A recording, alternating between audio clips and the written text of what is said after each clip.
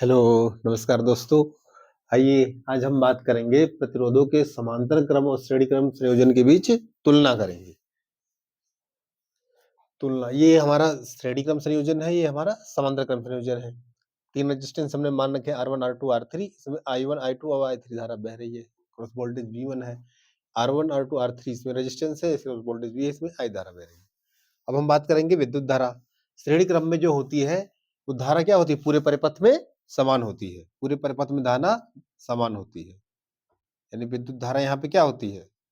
समान होती है।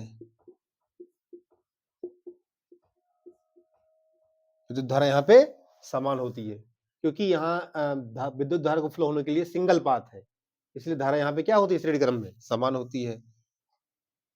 और यहाँ अलग-अलग होती है। हर प्रतिरोध में धारा क्या होती है? यहाँ अलग-अलग अलग होती है। अब यहाँ से I धारा निकली।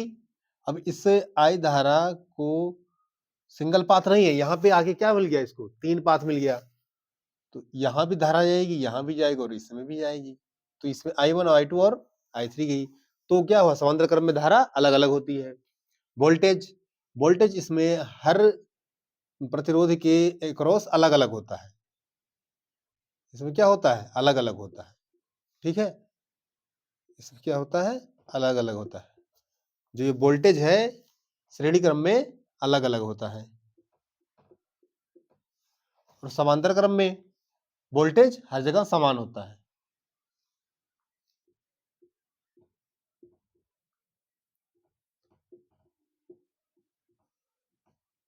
समान होता।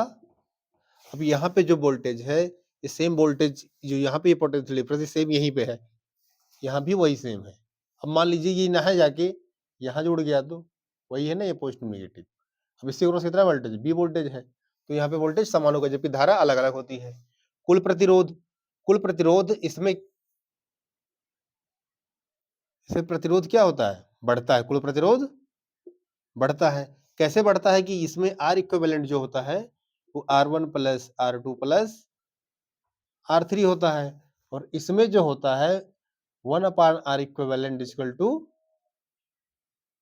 1/R1 plus 1/R2 plus 1/R3 होता है। अब और इसमें क्या होता है? इसलिए इसमें क्या होता है?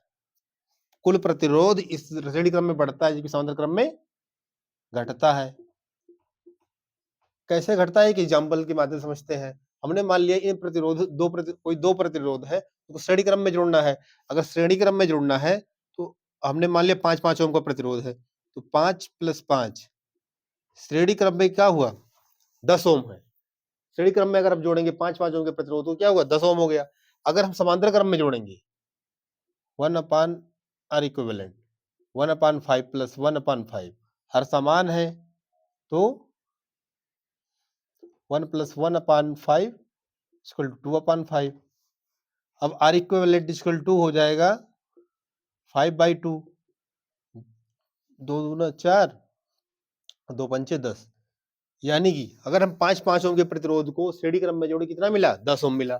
जबकि हम उसी सेम प्रतिरोध को पैरेलल में जोड़े, तो उसमें क्या हुआ? समांतर क्रम में तो 2.5 ओम ही मिला। इससे इसमें काफी अंतर है। तो हमें ये पता चला कि श्रेणी क्रम में अगर हम प्रतिरोध जोड़ेंगे तो इसमें क्या होगा? बढ़ेगा, जबकि समांतर क्रम में घटता है। इसका प्रयोग जान लेते हैं। ये प्रयोग जैसे हमारी जो डेकोरेटिंग लाइटिंग होती है, चमकती रहती है ना, वो पूरी एक लंबी लच्छी सी होती है, वो पूरी श्रेणी क्रम में कनेक्ट होती है।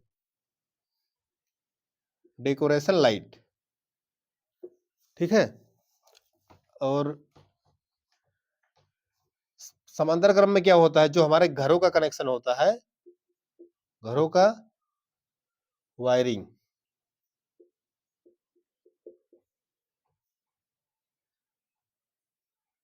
जो घरों का वायरिंग होता है वो क्या होता है? समांतर क्रम में होता है। अब इसके कुछ हम फायदे और नुकसान जान लेते हैं। इसका फायदा यह है कि कहीं हमें रेजिस्टेंस बढ़ाना है तो श्रेणी क्रम में जोड़ दो।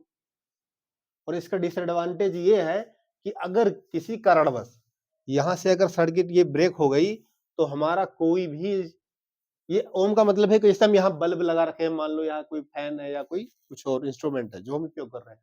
अगर ये वायर यहाँ से ब्रेक हो गया, तो पूरा परिपथ काम नहीं करेगा क्योंकि ये खुला परिपथ हो गया। जबकि समांतर क्रम में अगर यहाँ से वायर ब्रेक हो गया तो केवल यही नहीं काम करेगा, जबकि ये दोनों काम करेंगे। इसलिए घरों का कनेक्शन किसमें होता है? समांतर क्रम में होता है। ठीक है? ओके, थैंक यू दोस्तों।